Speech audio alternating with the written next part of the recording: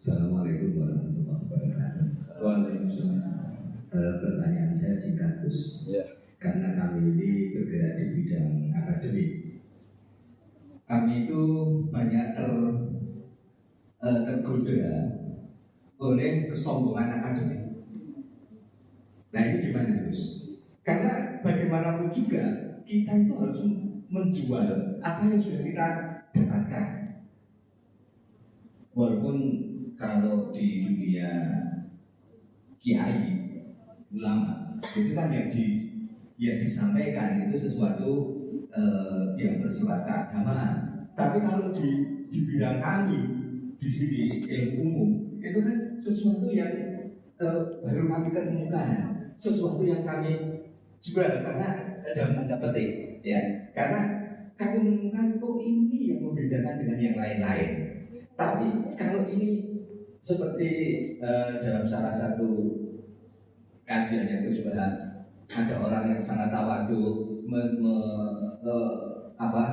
selalu temungkul, itu kapan orang lain tahu temuan kita, kan begitu. Jadi gimana ini, Gus? Enaknya kita itu kalau kita sampaikan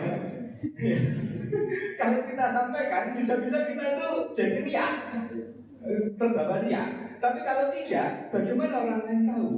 Dan nanti salah-salah nanti bisa jadi sombong. Assalamualaikum warahmatullahi wabarakatuh. Nama saya Sudiarto Gus. Saya pernah punya kasus menemani orang di ICU. Sebelum tidur, saya zikir la ilaha illallah, beliau sari. Kemudian saya di luar. Pas jam 1 saya digedor-gedor oleh perawat untuk mentalkin karena katanya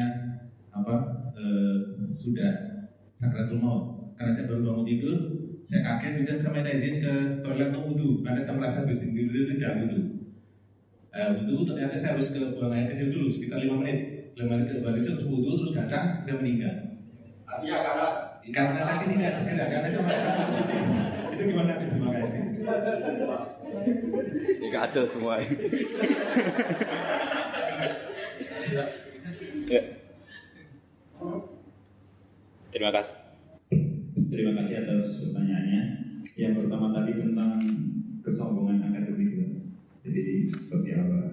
Yang kedua tentang kasus di rumah sakit, ya seperti yang Gara-gara ke kamar mandi tadi. Iya, mental. Silakan. Begini ya, jadi ini langsung saya jawab pakai referensi, pakai tag. Ini mungkin yang bawa kitab ikutnya halaman 293 ya. Itu yang mungkin nanti bisa dikopi sama yang nggak punya tag. Yang nggak punya tag mengkopi sama yang punya. Di sini diantaranya itu ada bab faslun fi dzikri rajul manaqiba nafsi.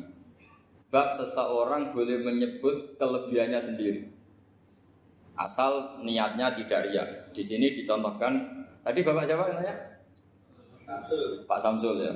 Di sini diceritakan ketika mau masa paceklik, saya ulang lagi masa paceklik, itu Nabi Yusuf karena merasa amanah dan merasa punya kemampuan mengelola ketahanan pangan, beliau bilang ke rajanya, qala ij'alni ala khazainil ardi inni hafizun alim. Raja, jadikan kami pengatur ketahanan pangan karena ini hafizun alim, saya ahlinya dan saya terpercaya.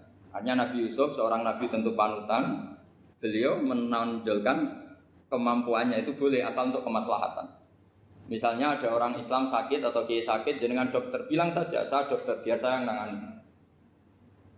Itu boleh karena motivasi Anda adalah menyelamatkan Pak Kiai tadi atau orang yang sakit, bukan motivasi Anda adalah hadun nafsi, misalnya kalau dalam bahasa keinginan apa? Pribadi.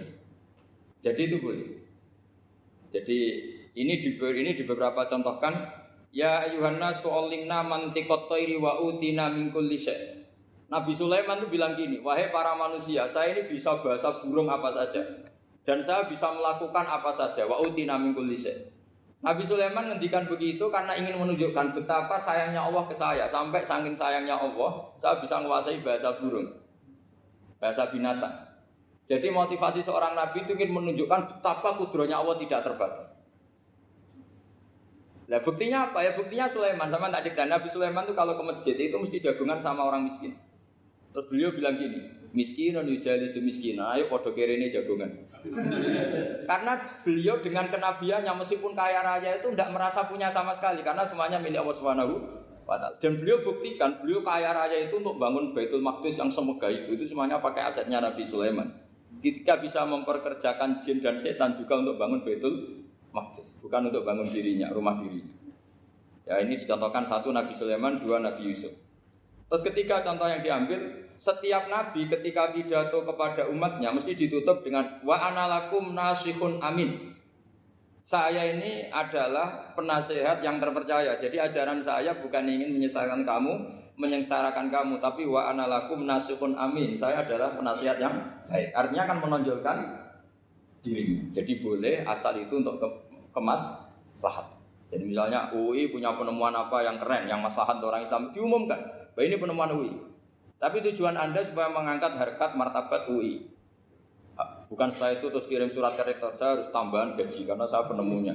Wah itu sudah nggak bisa jadi wali kalau gitu itu sudah. Tapi nanti rektornya yang ya nggak tahu diri gitu. Masa penemu sama nggak penemu disamakan gitu. Misalnya seperti itu. Jadi di sini ada sekian contoh, mungkin bisa diakses di halaman 293 di bab faslun fi dzikri rajuli manaqiba nafsi. Terus kalau contoh hadis Nabi sering ngendikan begini. Ana sayyidu waladi Adam wa ana awwalu syafi'in. Dan saya adalah nabi pertama yang punya hak syafaat. Tapi Nabi ngendikan seperti itu supaya orang punya harapan ketika di mahsyar. Sudah kalau di mahsyar nyari saya karena saya diberi hak syafaat.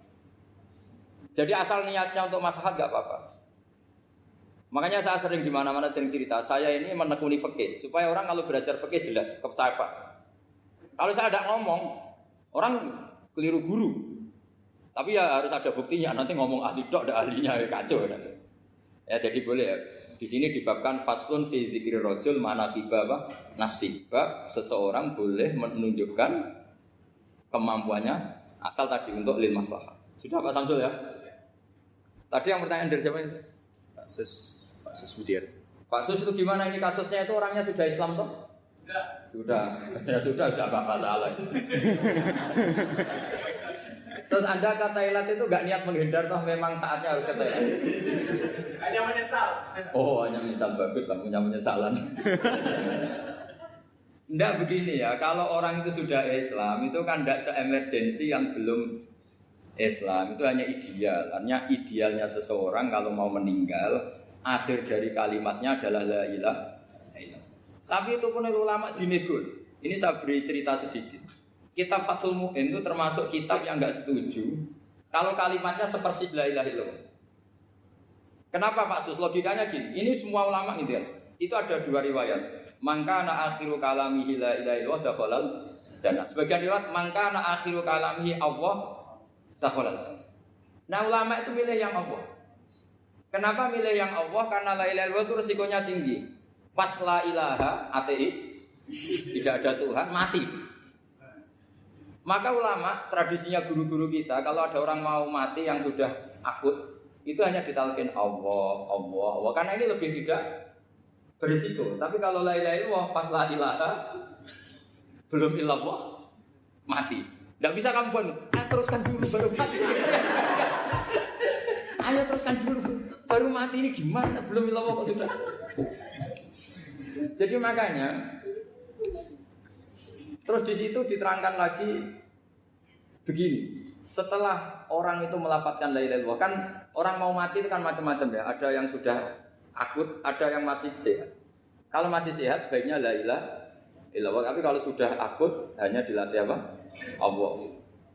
Terus saran kedua oleh kitab Fathul Mu'in diterangkan sebaiknya jangan ngomong lagi.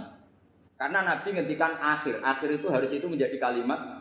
Jadi misalnya setelah kamu talqin la ilaha illallah, kamu tanya, Pak sertifikatnya di mana? Akhirnya bapaknya jawab di lemari. Pas melamari mati. Berarti akhir kalimatnya lemari. Makanya kita juga harus memperjuangkan supaya itu benar-benar akhirnya. Jika nanti dikenang di akhirat, ini orang luar biasa mengakhiri dunia dengan kalimat la ilaha illallah. Tapi nanti kalau ini orang luar biasa mengakhirinya dengan lemari. Apalagi tanyanya dulu, Pak, tabungannya di bank apa? Ini bisa. Berarti terakhir bisa. Bilang apa? Bisa. Jadi itu ada aturannya. Jadi kalau nalkin orang sudah ngelafadzkan kalimat tauhid, jangan dijak ngomong lagi. Karena kalau diajak ngomong lagi terus mati, yaitu kalimat terakhirnya. Ya, mohon maaf. Assalamualaikum warahmatullahi wabarakatuh.